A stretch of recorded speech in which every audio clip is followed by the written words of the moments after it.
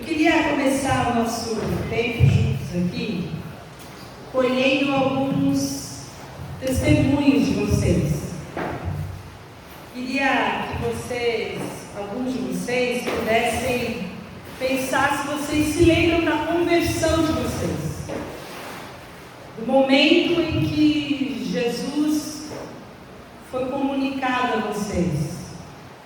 Vocês tomaram o primeiro contato com Deus de alguma maneira, não com Deus histórico, com Deus religioso, não, de verdade. Essa vida que a gente recebe hoje. Eu queria que você pudesse contar para nós quem falou de Jesus para você, como é que foi essa história. Pode ser 2 palavrinhas assim, para mais pessoas participarem desse momento, assim, para a gente saber como é que foi, quanto tempo faz, quem falou de Jesus para você, como é que foi esse negócio? Posso começar? Pode. Falou de Jesus para mim foi a Nicole, que estava na academia após treino de jiu-jitsu, depois a gente começou a treinar juntos, e ela me chamou para ir para a igreja, a Graça e Paz. Não sei se vocês conhecem a Graça e Paz. E há um ano atrás eu me batizei e agora estou aqui, mais na presença de Deus, desfrutando do amor dele. Era um cara vazio de amor, eu me sentia vazio, e hoje o amor de Deus transforma em mim. Amém. Amém. Quem mais? Fala, Fê. Quem foi para ele? Foi a Nicole. Ela não me chamou para mim, ela só falou com todo o coração dela sobre Deus para mim. E acolheu o que eu precisei, me escutou. E eu vim de outras religiões, por aula. Mas nunca senti o amor que eu estou sentindo agora. Eu entendo Deus, eu sinto a presença dele, eu vejo como eu sou amada, não só por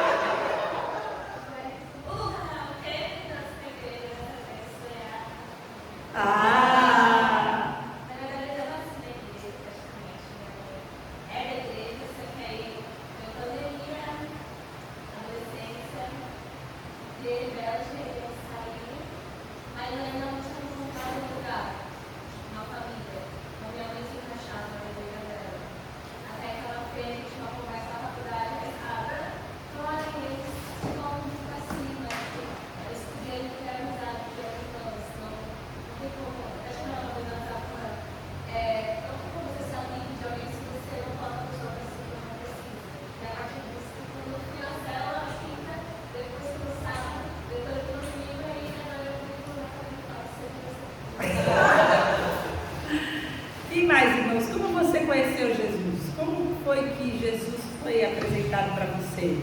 Você se lembra disso? Quem mais? Vocês têm vergonha que não vão se batizar amanhã? Pode falar, vocês se batizaram há 20 anos, como é que foi? Não foi fruto da Nicole também. Também pode falar, né? Tem um cara aqui que fala. É interessante porque o Cris, fala, Cris. Eu sempre fui cristão de berço, mas vinha para a igreja, não sentia nada, não entendia o que era Deus.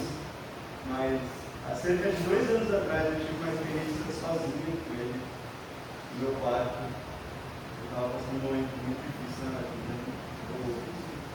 Poucas pessoas sabem, né? Poucas pessoas que sabem sobre Vinícius, você e Ricardo, que são pessoas que eu agradeço que fizeram essa experiência se tornar mais memorável. Que foi eu sentir a presença de Deus, foi no meu quarto, em que eu comecei a chorar horrores. Olhei para cima no meu quarto e não sei, eu nunca tinha orado dessa forma, mas eu não parava de chorar e eu só insistia para sentir ele no meu coração. E daí por diante eu comecei para a igreja sentindo uma coisa diferente. E mesmo sendo cristão de tanto de berço, foi a primeira vez que eu senti Deus e graças a Ele e as pessoas que tornaram as memoráveis, que são vocês, da Graça e Paz, eu estou aqui sentindo a presença dele e sendo cada dia mais feliz. Amém. Amém. Amém. Nós temos falado nesses dias sobre uma busca que o homem tem, certo? Vocês estão comigo hoje. Nós vimos o quanto que o mundo busca por transcendência, pelo sentido da vida, por ter um propósito, por ter uma visão de mundo. E também de manhã a gente viu que o homem busca por pertencimento, por ter uma comunidade, por sentir esse acolhimento. Nós buscamos um lugar, nós buscamos o outro. E nós entendemos que, assim como nós, o mundo também busca. E obrigada. Eu vou deixar agora nós mensagens que eu esqueci de trazer o prossegundo. Obrigada. Assim como nós, o mundo também busca. Assim como nós, o mundo também precisa saber quem é o grande eu ser. E quem eu posso ser quando Deus está comigo. O mundo também busca por relações que sejam eternas, que são firmadas em Deus. O mundo busca pelo amor verdadeiro, como eles testemunharam. O mundo busca por acolhimento. E Deus decidiu, em sua graça, em sua sabedoria, em seu mistério, não responder a essa busca de forma individual. Mas a decisão de Deus foi responder a essa busca do homem através de um povo, através de uma gente, que é a igreja. Então, Cristo é a resposta para grandes questões e buscas dos homens. Mas nós, como povo escolhido, como um povo que representa o Deus a quem nós confessamos essa fé, temos uma responsabilidade dentro do nosso propósito de existir, de refletir a glória de Deus no mundo para que existam mais de nós. Assim como nessa reunião, nesse retiro, existem mais de nós, nós poderemos no ano que vem ter todas essas cadeiras preenchidas, se cada um de nós assumir a responsabilidade que nós temos de ser a resposta de Deus num mundo absolutamente perdido, que busca o sentido da vida. Então Deus, em sua multiforme graça, estabeleceu que a igreja seria a resposta, um instrumento pelo qual essa resposta da busca do homem tivesse sentido. Quando nós olhamos a palavra de Deus, tem uma pergunta que ecoa no meu coração, que está em Romanos. E ela diz o seguinte: porque todo aquele que invocar o nome do Senhor será salvo. Amém? Vocês creem nisso? Amém. todo aquele que confessa Jesus como Senhor, ele pode ser salvo. Quem crê, Marcos 16,16, será salvo. Mas a continuidade de Romanos traz para o nosso colo uma grande questão. E ele pergunta o seguinte, Paulo: como, pois, invocarão aquele em quem não creram? E como crerão naquele de quem não ouviram? E como ouvirão se não há quem pregue? E como pregarão se não forem enviados? Como está escrito: quão formosos os pés dos que anunciam o Evangelho da paz, dos que trazem alegres novas de boas coisas. E a pergunta do meu coração, quando nós entendemos agora quem Deus é, quem nós somos e qual a nossa missão, é que dentro da nossa missão de ser agentes do reino, onde Deus decidiu se fazer homem, se fazer servo, e Ele disse que Ele veio dar a sua vida em favor de muitos, e Ele veio para buscar e salvar aquele que se havia perdido. Qual a nossa responsabilidade de somar à missão de Deus, a essa busca humana? Quando nós entendemos o nosso propósito, a gente parte agora para uma nova busca, que é a busca daqueles que estão perdidos. E eu acho muito interessante, quem estava no grupo de segunda de manhã, lembra que a primeira vez que nós falamos sobre isso, que quem cresce seria salvo, e quem não cresce seria condenado, a Natália regalou os olhos dessa lapa, e ela falou: como assim? Tem um monte de gente que não crê. E eu falei para ela: esse é o sentido, é esse coração que todo aquele que crê deve ter. Esse sentido de urgência, de que o mundo está perdido, de que o mundo precisa de um Salvador, de que o mundo busca um Senhor, e não há quem pregue. Como eles crerão se não há quem pregue? Como eles invocarão se eles não conhecem aqueles a quem eles devem invocar? E aí chega para nós essa grande responsabilidade, porque a igreja é criada para ser um sinal e um instrumento de Deus em favor do mundo. Nós somos um sinal do reino no mundo, e a pergunta é: como eles invocarão se não há quem pregue? A minha missão é ser um agente de Deus, participando dessa missão de Deus no mundo. Quando a gente pensa em missão, nós devemos entender que nós somos apenas agentes do reino de Deus, porque a missão é dele, a missão não é nossa, não é a nossa missão. Nós temos uma responsabilidade de resplandecer a glória de Deus, mas é Deus que já atua no mundo e na vida individual de cada pessoa. Deus está atuando no mundo, Deus está agindo, Deus está chamando, Deus está salvando, o Espírito Santo está convencendo, e nós recebemos um lindo e honrado chamado de nos unir a Ele naquilo que Ele já está fazendo. A nossa responsabilidade e propósito, então, passa a ser proclamar e manifestar o reino de Deus, levar as pessoas a experimentar e poder testemunhar, como esses jovens hoje estão testemunhando, que eles conheceram Jesus, porque alguém um dia chegou perto deles e anunciou a boa nova de salvação, e falou para eles: olha, tem um pessoal lá que ama e vai te colocar para cima. E isso foi suficiente para que ela viesse. Nós precisamos nos comprometer e entender que em alguns momentos nós somos falhos, passivos. Nós temos muito amor pelas pessoas, pelos nossos amigos, as pessoas que nos cercam, mas esse amor não é suficiente para nós levarmos o Evangelho para eles. Nós sentamos na mesa com eles, nós sorrimos com eles, nós vamos nos aniversários dos filhos, mas nós não pregamos o Evangelho. Nós estamos vendo os nossos amigos, as pessoas ao nosso entorno, indo com passos largos para o inferno, e nós não nos comprometemos com a salvação e com a evangelização dessas pessoas. E isso é algo sério, porque nós temos uma missão de nos unir àquilo que Deus já está fazendo. Em um momento, quando ali ainda naquela conversa com Deus, Moisés é enviado e ele fala: olha, e se eles não crerem? E se eles não acreditarem em mim? Nem quiserem me ouvir e disserem: o Senhor não desapareceu. E essa talvez seja a maior questão nossa. Eu vou falar de Jesus.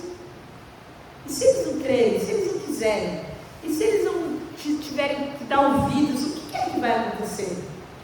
Moisés então recebe de Deus a possibilidade de fazer alguns sinais, de jogar o cajado e ele vira serpente, ele recebe uma mão leprosa que depois fica limpa, ele joga a água do Nilo e aquela água se transforma em sangue. Eram sinais naquela época de poder e maravilhas que poderiam gerar então uma convicção e uma fé naquele povo. E hoje, quais são os recursos que nós como igreja temos para nos unir àquilo que Deus já está fazendo no mundo, de forma a termos um impacto poderoso de levar o Evangelho a todo aquele que é uma pessoa que busca de uma forma existencial a Cristo? Eu quero trazer para vocês de uma forma muito prática algo que nós precisamos entender que é um recurso de Deus na nossa vida para a evangelização. A primeira delas, irmãos, é uma vida transformada. A coisa mais importante que você pode fazer por alguém que você ama, que não conhece Jesus, é ser um cristão. Ser um cristão de verdade.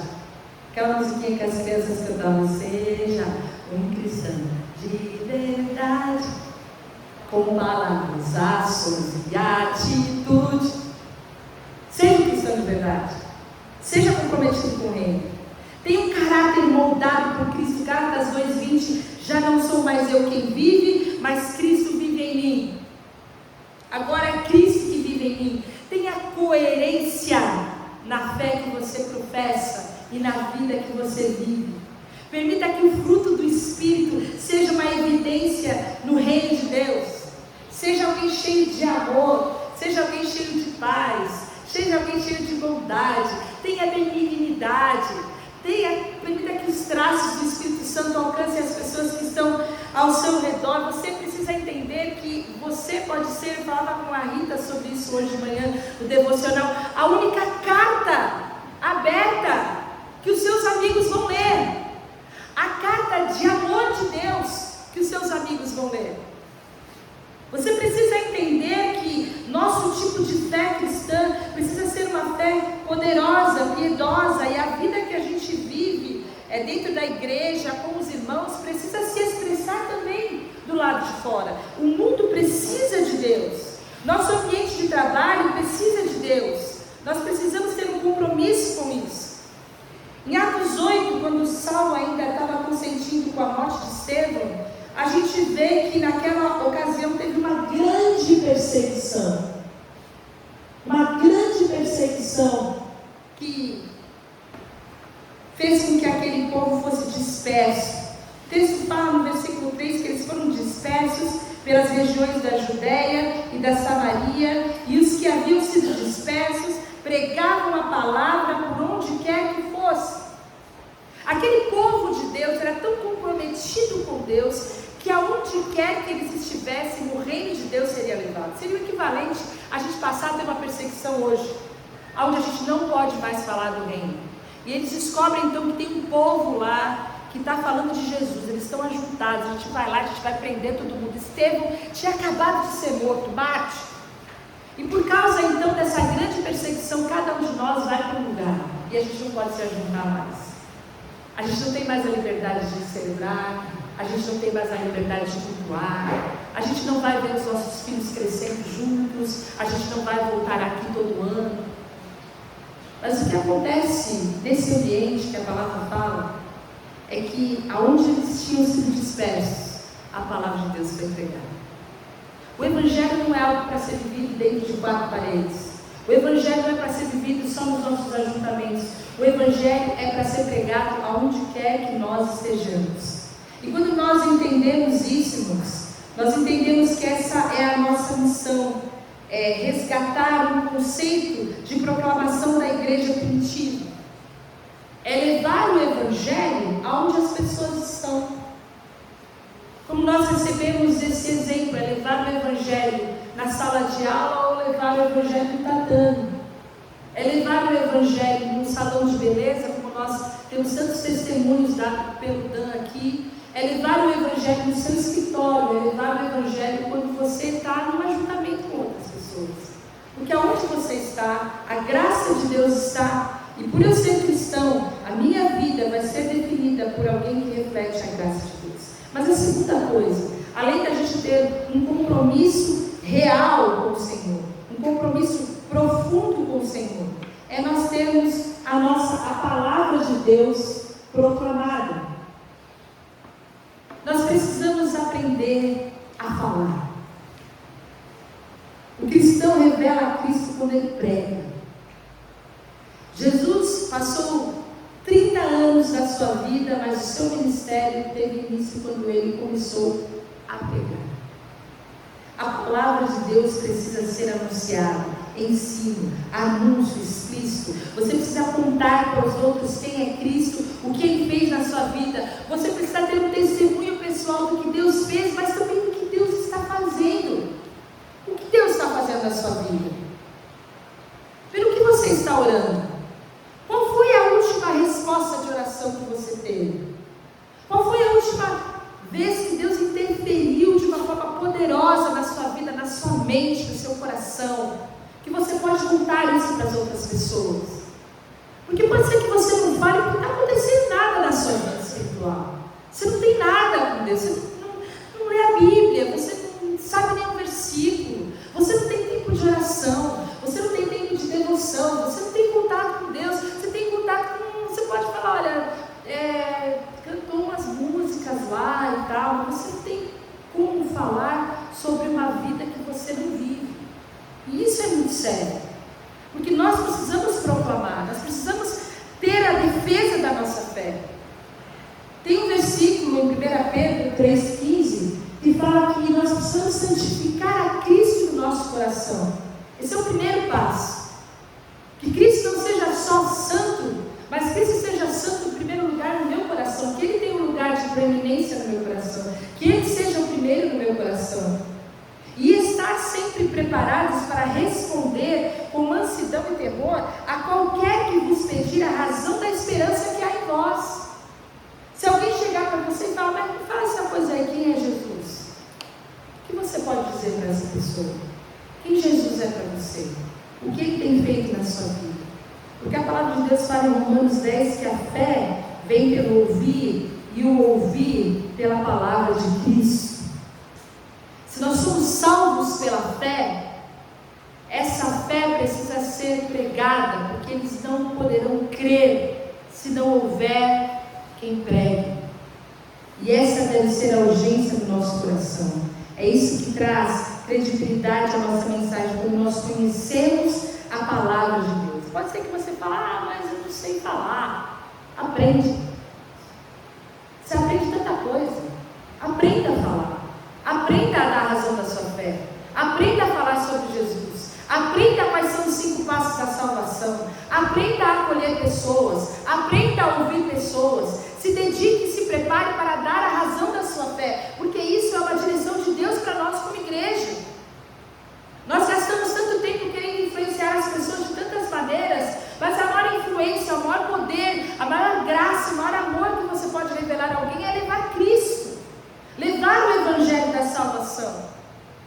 Existe um exemplo muito poderoso na palavra de Filipe, porque ele estava num lugar e ele ouviu da parte do anjo do Senhor para ele ir para outro, e quando ele chegou em outro, ele dá de cara com um oficial muito importante, um sujeito que guardava todos os tesouros da rainha, e esse cara estava lendo a Bíblia, ele estava lendo Isaías, e aí a palavra de Deus, eu vou ler para vocês. Filipe, ele correu para a carruagem, ouviu o homem lendo o profeta Isaías, e ele pergunta para ele o seguinte: olha, você está entendendo o que você está lendo?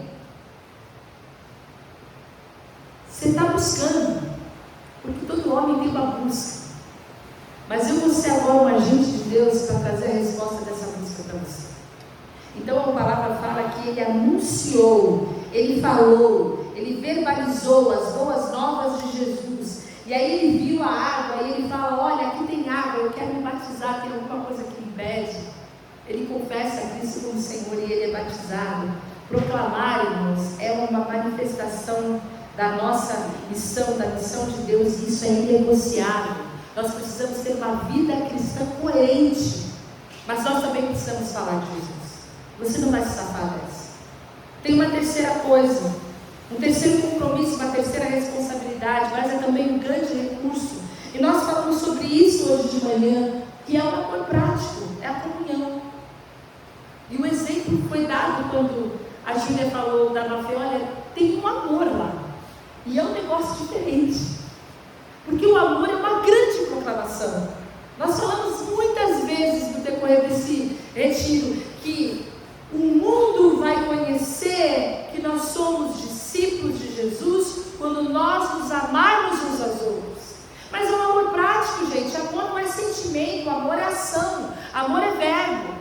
Amor é você ter sensibilidade para alguém de uma vida comunitária, você viver com hospitalidade, você viver com generosidade, você entender quem são os vulneráveis, você ter os olhos abertos para aqueles que são esquecidos, você não ser um julgador, você ter justiça, compaixão, você expressar a misericórdia como um sinal do reino. Amor prático, ser bondoso.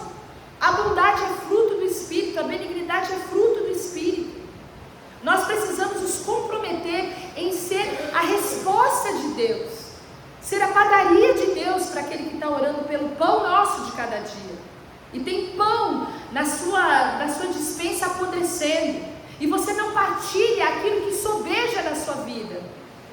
Isso é amor prático, isso é missão, isso é reino de Deus. É só assim que vão vir mais de nós. Quando a gente deixar de ser religioso, passar a ser de verdade, ter um compromisso de ser como Jesus é. A comunhão da igreja, a nossa unidade, a nossa vida comunitária pode ser um sinal histórico do reino de Deus. Mas em quinto lugar, irmãos, e com certeza é algo mais poderoso, mais importante, que realmente nos capacita, é a presença poderosa do Espírito Santo nas nossas vidas. O Espírito Santo é que valida a vida que a gente vive, a palavra que a gente prega, o amor que a gente pratica e a comunhão que a gente busca. É o Espírito Santo. É o Espírito Santo que é poderoso. Nenhum outro recurso desse vai ser suficiente se você não estiver cheio do Espírito Santo de Deus. Você vai ter práticas de bondade sociais. Você vai viver na comunidade por afinidade. A sua vida vai ser uma vida onde você procura fazer o bem, provavelmente para você engrandecer-se a si mesmo. Sem a presença do Espírito Santo em nós, nenhum outro recurso vai ser suficiente. Mas quando nós somos cheios do Espírito Santo, a palavra de Deus fala que quando Ele vier, Ele vai convencer o mundo do pecado, da justiça e do juízo. Sabe, essas palavras, por mais simples que elas sejam, elas são flechas que ardem no coração daquele que busca a Deus, que recebe uma palavra cheia de poder do Espírito Santo para convencer do pecado, da justiça e do juízo. Não é só isso que o Espírito Santo faz. Ele nos traz poder para testemunhar. A palavra de Deus fala que nós recebemos o poder quando desce sobre nós o Espírito Santo para sermos testemunhas. E nós precisamos ter a presença poderosa do Espírito Santo para cooperar com a missão do Espírito Santo de convencer, para cooperar com a missão do Espírito Santo de sermos testemunhas e fazermos diferença onde nós estamos plantados. Então, para a gente resumir aquilo que nós falamos hoje, nós temos como recurso, como um sinal vivo do reino de Deus no mundo, a vida transformada. Quando nós mostramos para o mundo quem Deus é. Nós temos como recurso a palavra proclamada quando nós mostramos para o mundo o que Ele diz. Nós temos como recurso um amor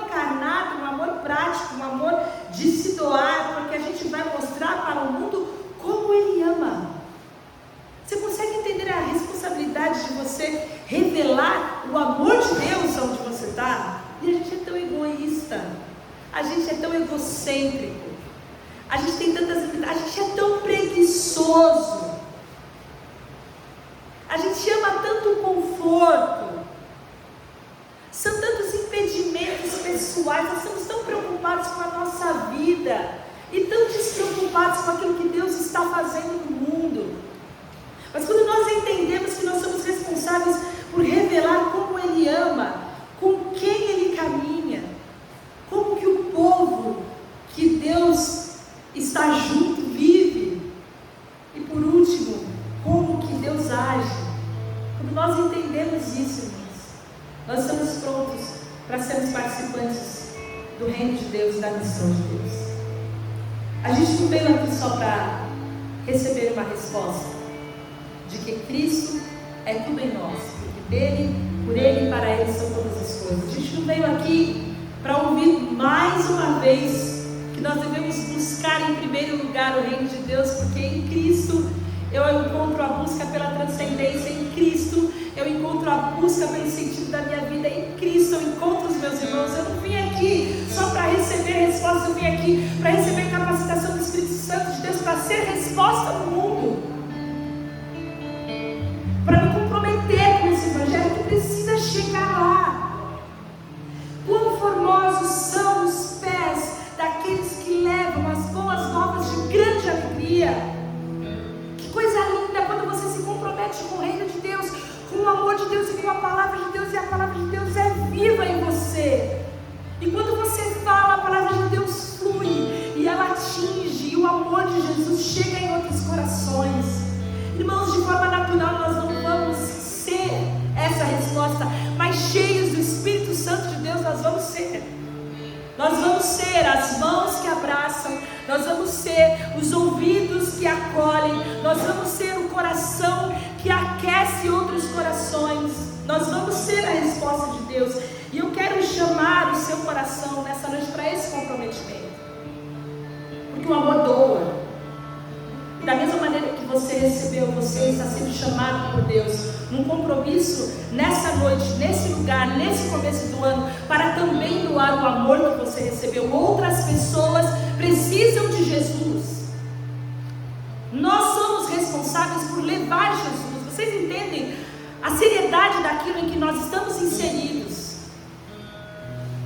Nós precisamos entender o nosso propósito e a visão de refletir a glória de Deus, porque nós temos uma grande missão, e a palavra de Deus fala o seguinte, eu encerro com esse versículo: portanto vão e façam discípulos de todas as nações, batizando-os em nome do Pai, do Filho e do Espírito Santo, ensinando-os a obedecer a tudo o que lhes ordenei, e eu sempre estarei com vocês até o final dos tempos.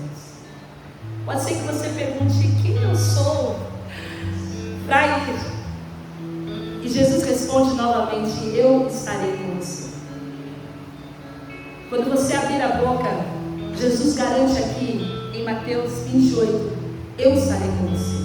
Ao primeiro luz, o eu sou estará com você, para que você seja o que você precisa ser pela graça de Deus.